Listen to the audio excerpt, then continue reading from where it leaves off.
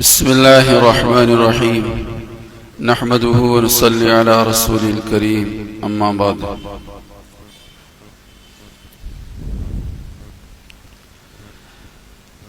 فأعوذ بالله من الشيطان الرجيم بسم الله الرحمن الرحيم وما هذه الحياة الدنيا إلا لهو ولعب وإن الدار الآخرة لهي الحيوان لو كانوا يعلمون صدق الله العظيم اللهم صل على سيدنا مولانا محمد وعلى آل سيدنا مولانا محمد وبارك وسلم.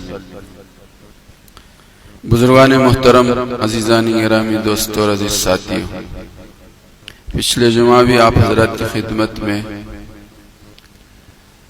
دنیا کی حقیقت اور دنیا کا بے حیثیت ہونا، اس کو حدیث کی روشنی میں پیش کیا گیا تھا، اور یہ بات بتائی گئی تھی کہ دنیا میں جتنی خرابیاں ہیں، جتنی برائیاں ہیں، جتنی بڑی چھوٹی بیماریاں ہیں، دل کی بیماریاں، وہ در حقیقت وہ دنیا کی محبت کی وجہ سے ہے.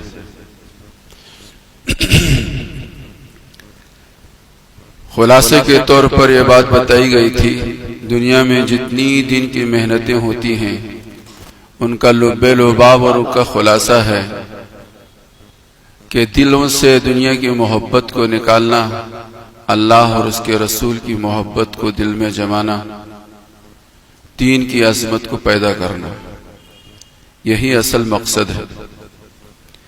اللہ پاک اس مقصد پر مجھے بھی اور آپ کو بھی کھڑا کر دے. حدیث پاک کے اندر فرمایا گیا ان النور اذا دخل في الصدر انفسخ، کہ جب نور سینے میں داخل ہوتا ہے، یعنی ایمان سینے میں داخل ہوتا ہے، تو انفسخ، سرکار نے فرمایا کہ اس انسان کو شرح صدر ہوتا ہے، اس کا سینہ کھل جاتا ہے، اس کا سینہ کھل جاتا ہے. صحابہ نے سرکار سے پوچھا فقیل یا رسول اللہ هل من علم یعرف به، کہ کسی آدمی کے سینے میں نور داخل ہو گیا، ایمان داخل ہو گیا، اس کی کوئی علامت ہو؟ سینے میں جو اندر داخل ہوا ہے اس کو تو پہچان نہیں سکتے ہم، ظاہری کوئی علامت ہو کہ جس کو دیکھ کر ہم پہچان لیں؟ تو سرکار نے فرمایا نام، ہاں اس کی ایک علامت ہے. تو صحابہ کے پوچھنے پر سرکار نے فرمایا یا رسول اللہ وہ علامت کیا ہے؟ تو سرکار نے فرمایا التجافی عن دار الغرور والانابۃ الی دار الخلود والاستعداد للموت قبل نزولہ. 3 علامتیں بیان فرمائی کہ ایمان والے کے دل میں ایمان کے اتر جانے کے بعد 3 علامتوں کا ظہور ہوتا ہے، جن علامتوں کو دیکھ کر ہم یہ سمجھ سکتے ہیں کہ میرے اندر، آپ کے اندر ایمان داخل ہو گیا ہے. پہلی علامت سرکار نے فرمائی التجافی عن دار الغرور، دنیا سے وہ آدمی کٹتا ہے، ہٹتا ہے، دور ہوتا ہے، اس کے دل جو ہے دنیا کی محبت سے عاری اور خالی ہوتا ہے. پہلی علامت یہ ہے. سینے میں ایمان کے داخل ہونے کی پہلی علامت یہ ہے کہ اس کے نظر میں دنیا کی کوئی حقیقت اور کوئی حیثیت نہیں ہوتی، دنیا بے حقیقت اور بے حیثیت بن جاتی ہے اس کے دل کے اندر. یہ پہلی علامت ہے ایمان کی سینے میں داخل ہونے کی. دوسری علامت سرکار نے فرمائی الانابۃ الی دار الخلود، جنت کی رغبت، جنت کی نعمتوں کی رغبت اس کے دل میں رچتی ہے، بستی ہے، اسی کی طرف وہ راغب ہوتا ہے، اسی کی چاہت اس کے دل میں پیدا ہوتی ہے. الانابۃ الی دار الخلود. اور جنت ہے بھی ایسی چیز کہ جس کی تمنا کرنے والے کو تمنا کرنی چاہیے. ادنا اہل الجنت الذی لہ 80,000 خادم، جنت میں جنتی جائے گا تو اس کے تعلق سے سرکار نے فرمایا ادنا درجے کا جو جنتی ہوگا اس کے 80,000 خادم ہوں گے. ہمارے گھروں میں تو ایک بھی خادم نہیں ہے. اکثر مجمع وہ ہوتا ہے کہ جن کے گھروں میں ایک آدھ بھی خادم نہیں ہو تو ایک دو خادم ہوں گے، لیکن حدیث میں سرکار نے فرمایا ادنا اہل الجنت الذی لہ 80,000 خادم، ادنا درجے کا جو خادم ہوگا اس کے 80,000 خادم ہوں گے۔ الترغیب و ترہیب ایک کتاب ہے، امام منذری رحمت اللہ علیہ کی اس کی دوسری جلد کے اندر یہ روایت صاحب کتاب نے نقل کی ہے کہ ادنا درجے کے جنتی اس کے 80,000 خادم ہوں گے۔ اسی کتاب میں دوسری روایت ہے جس میں یہ فرمایا گیا کہ ادنا درجے کا جنتی جو ہوگا اس کے 10,000 ایسے خادم ہوں گے کہ جس کے ایک ہاتھ میں سونے کا برتن ہوگا اور ایک ہاتھ میں چاندی کا برتن ہوگا، تو 10,000 کا مطلب یہ ہوا کہ 20,000 برتن ہوں گے۔ پھر سرکار نے فرمایا ہر برتن میں وہ کھانا اور وہ پینا ہوگا کہ جو دوسرے برتن میں نہیں ہوگا۔ کیا کھائیں گے لوگ، کتنا کھائیں گے، اور کھاتے جاؤ رچتا جائے گا پچتا جائے گا۔ 80,000 قسم کے کھانے ہوں گے، یعنی 20,000 قسم کے کھانے اور پینے ہوں گے، مشروبات اور معقولات ہمیشہ ہر وقت ہر آن ہر گھڑی۔ یہ 10,000 خادم ہمیشہ جنتی کے سامنے وہ برتن لے کر کھڑے ہوں گے۔ تو سرکار نے فرمایا کہ ایمان سینے میں داخل ہو جائے، اس کی دوسری علامت یہ ہے کہ وہ جنت کی نعمتوں کی رغبت اس کے دل میں رچی اور بسی ہوگی۔ اور تیسری علامت یہ فرمائی سرکار نے کہ الاستعداد للموت قبل نزولہ او کما قال علیہ الصلوۃ والسلام، موت کے آنے سے پہلے موت کی تیاری کرنا۔ موت کے آنے سے پہلے موت کی تیاری کرنا یہ اس بات کی علامت ہے کہ میرے اور آپ کے سینے میں ایمان اتر گیا ہے۔ موت سے دن بدن، پچھلے جمعہ آپ حضرات کے سامنے یہ بات کہی گئی تھی، ارتحلت الدنیا مدبرتا وارتحلت الآخرت مقبلتا، دنیا ہر سیکنڈ ہر گھڑی ہم سے دور ہوتی چلی جا رہی ہے اور آخرت ہر گھڑی ہم سے قریب ہوتی چلی جا رہی ہے۔ یہ بات پچھلے جمعہ آپ حضرات کے سامنے حضرت علی کے مقولہ کہہ کر نقل کی گئی تھی۔ تو میں یہ کہہ رہا تھا کہ موت کے آنے سے پہلے موت کی تیاری یہ ایمان کی علامتوں میں کی ایک علامت ہے، اور کس کی موت کا وقت کب ہے یہ کسی کو نہیں معلوم۔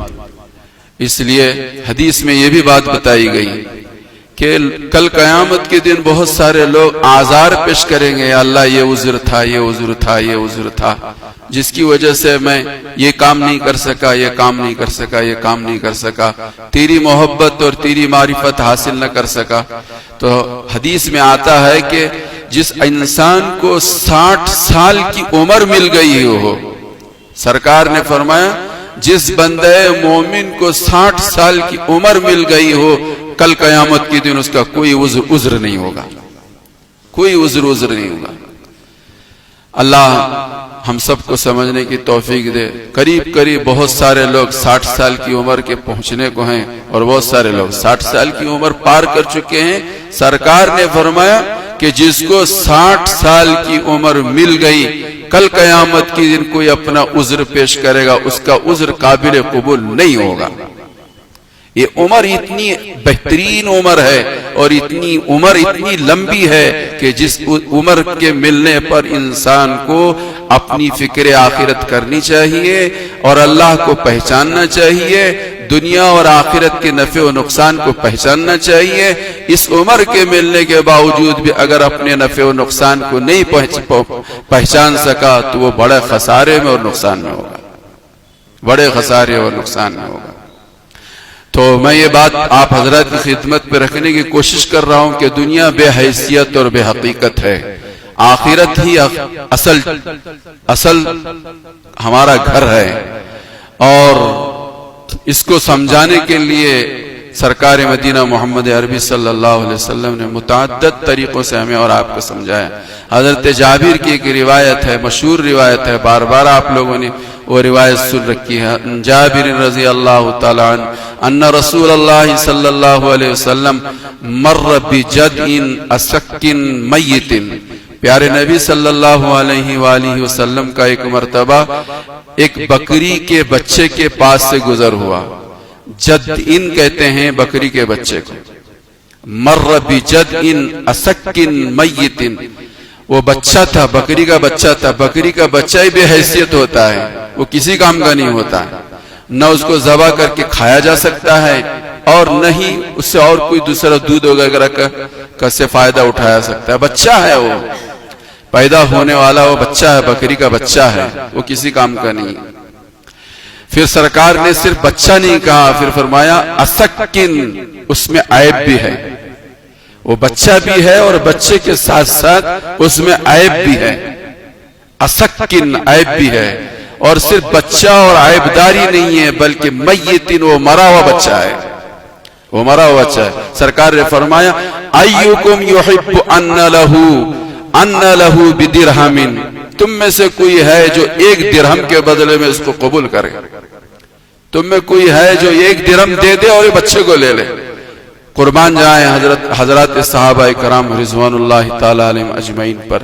سرکار سے انہوں نے کہا لا نحب انہ لنا بشیء، یا رسول اللہ ایک درہم تو بڑی بات ہے، حقیر سے حقیر چیز کے بدلے میں بھی ہم اس کو نہیں پسند کریں گے. ایک درہم تو بڑی بات ہے، 58 اور 54 میں بھی اس کو ہم قبول نہیں کریں گے، اس کو پسند نہیں کریں گے. انہ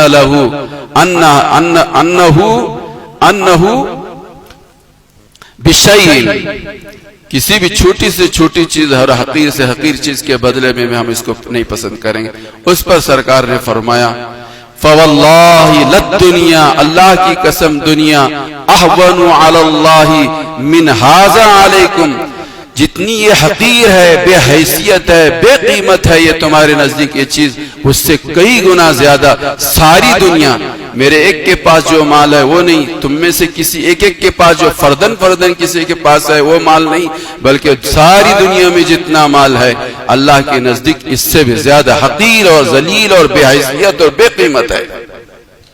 بے حیثیت اور بے قیمت ہے. لیکن جس کے دل میں دنیا کی محبت رچتی ہے اور بستی ہے، 1 لاکھ اور 1 کروڑ نہیں، وہ 1 روپیے اور 100 روپے کے بدلے میں اپنے آپ کو بیچ دیتا ہے، اپنے ایمان کو بیچ دیتا ہے، حق اور ناحق کا سودا کر لیتا ہے، غلط اور صحیح کا امتیاز ختم کر دیتا ہے. اس لیے کہ دنیا کی حیثیت ہے اس کے نزدیک، اس آدمی کے نزدیک 100 روپے بھی بڑی قیمت رکھتی ہے، 100 روپے بھی بڑی قیمت رکھتی ہے. آج وہ شکلیں اور صورتیں ہم اپنی نظروں کے سامنے، میں بھی دیکھ رہا ہوں، آپ بھی دیکھ رہے ہیں کہ آج دنیا کی کیا قیمت ہے ہمارے نزدیک. دنیا کی کیا قیمت ہے؟ 100 روپے اور 50 روپے پر ہم بک رہے ہیں. ہمارا سودا ہو رہا ہے، ہمارے ایمان کا سودا ہو رہا ہے، ہماری انسانیت کا سودا ہو رہا ہے، حق کا سودا ہو رہا ہے. اور سرکار نے فرمایا کہ ساری دنیا کی دھن دولت اللہ اور اس کے رسول کے نزدیک اس عیب دار مرے ہوئے بکری کے بچے سے بھی زیادہ بے حیثیت اور بے قیمت ہے. بے حیثیت اور بے قیمت ہے. سرکار مدینہ محمد عربی صلی اللہ علیہ وسلم نے دوسری جگہ فرمایا الدنیا جیفت طالبها کلاب، دنیا تو ایک مردار چیز ہے، جیسے کہ پہلی روایت میں فرمایا بجد اسک میت، دوسری روایت میں صاف سرکار نے فرمایا الدنیا جیفت طالبها کلاب، دنیا ایک مردار ہے، مردار جانور ہے، اس کی حیثیت کچھ نہیں ہے، لیکن اس آگے فرمایا کہ اس کا طلب کرنے والا کتا ہے. حق اور ناحق کا امتیاز کیے بغیر، حلال و حرام کی تمیز کیے بغیر، آخرت کو بھلا کر اگر دنیا کی طلب میں کوئی انسان لگتا ہے، خود اپنی قبر اور حشر کو فراموش کر کے کوئی دنیا کے پیچھے پڑتا ہے، تو در حقیقت وہ کتے سے بھی گاز گزرا ہے. علماء نے اس کی تشریح کی ہے، وضاحت کی ہے کہ مردار کھانے والا صرف کتا ہی ایک جانور نہیں ہے، دنیا جس کو دیکھتی ہے عموماً دو چیزوں کو مردار کھاتے ہوئے دیکھتی ہے، ایک کوا بھی ہے جو مردار کھاتا ہے، ایک کتا بھی ہے جو مردار کھاتا ہے، اس کے علاوہ بہت سارے جانور ہیں، لیکن عام طور پر انسان ان جانوروں کو مردار کھاتے ہوئے نہیں دیکھتے، عمومیت کے ساتھ ان دو جانوروں کو دیکھتے ہیں کہ مردار کھانے والے ہم اپنی نظروں کے سامنے روزمرہ دیکھتے ہیں، یا تو کتا کھا رہا ہے یا کوا کھا رہا ہے۔ لیکن ایک عجیب بات، نکتے کی بات علماء نے یہ لکھی ہے کہ حدیث میں کتے کا تذکرہ سرکار نے کوے کا تذکرہ نہیں فرمایا، کتے کا تذکرہ کیوں فرمایا؟ تو علماء نے اس کی وضاحت کرتے ہوئے بیان فرمایا کہ بات دراصل یہ ہے کہ کتا ایک ایسا جانور ہے، کتا ایک ایسا جانور ہے، اور کوے کے اندر اور کتے کے اندر جو خصوصیت ہے وہ یہ ہے کہ کوا کبھی مرے ہوئے کوے کا گوشت نہیں نوچا کرتا۔ کوے کی خصوصیت یہ ہے کہ کوا کبھی بھی دوسرا مردار کوا ہے اس کا گوشت نہیں کھاتا، اور کتا ایک ایسا جانور ہے کہ اگر اس کتے کو کتا بھی مرا ہوا ملے تو اس کو بھی نوچ کر کھانے کی کوشش کرتا ہے۔ اس کی طرف اشارہ کیا، انسانوں اگر تمہارے دل کے اندر دنیا کی محبت رچے گی اور بسے گی تو میں یہ نہیں دیکھوں گا کہ تم بھی ایک انسان ہو، اور تم یہ نہیں دیکھو گے کہ میں بھی ایک انسان ہوں، کہاں سے جہاں سے جیسے ممکن ہو نوچنے کی اور کھانے کی کوشش کریں گے، کھانے کی کوشش کریں۔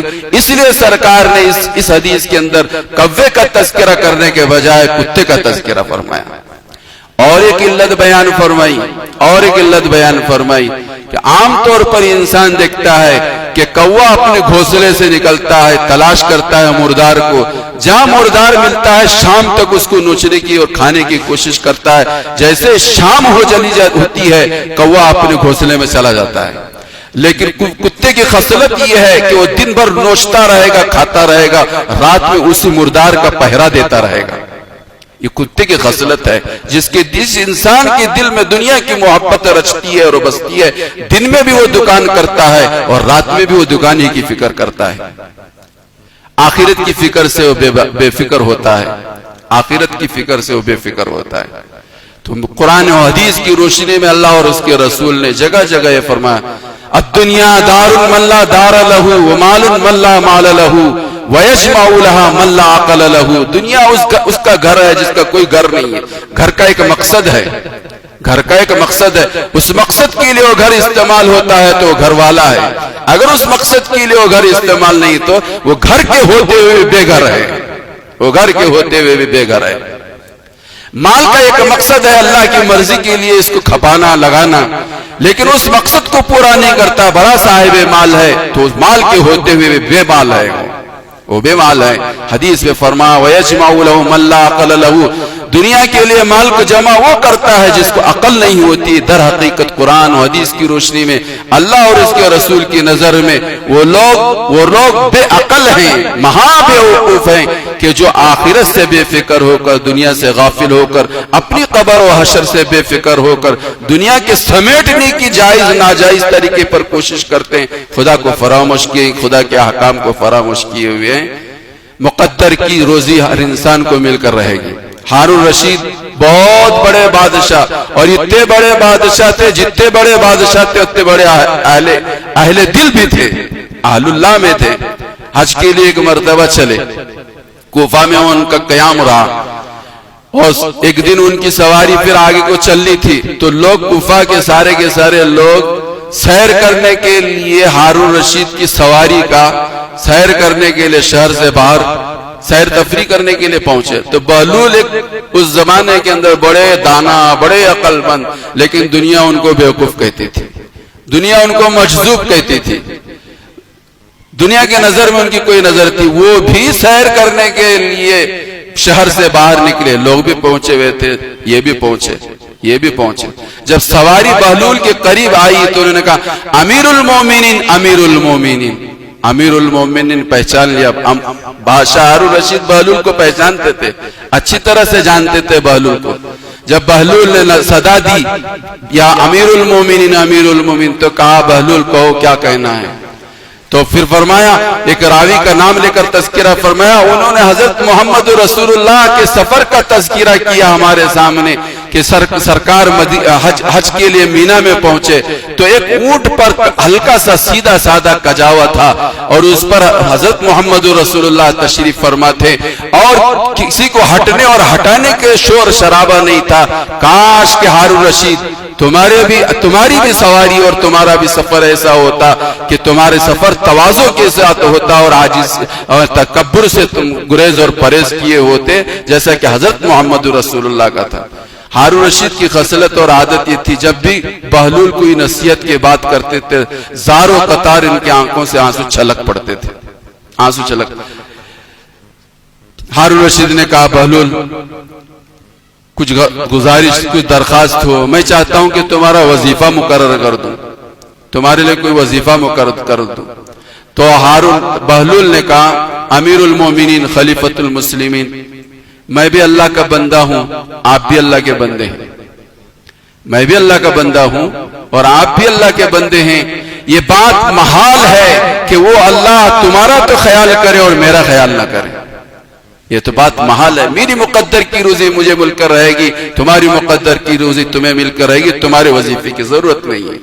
دنیا بے حیثیت ہے، بے قیمت ہے، اس دنیا سے فاجر بھی کھائے گا اور فاسق بھی کھائے گا اور نیکوکار بھی کھائے گا، نیک بھی کھائے گا، مقدر کی کھائے گا، لیکن اس کے لیے حلال و حرام کی تمیز کو نظر انداز کرنا اور اپنے قبر اور حشر سے بے فکر ہو کر دنیا کے پیچھے لگنا نادانی ہے اور بیوقوفی ہے۔ اللہ مجھے بھی اور آپ کو بھی سب کو سمجھنے کی توفیق عطا فرمائے، موت سے پہلے فکر آخرت اور موت کی تیاری کے ساتھ اپنی زندگی کے قیمتی لمحات کو گزارنے کی توفیق عطا فرمائے۔ وآخر دعوانا الحمدللہ۔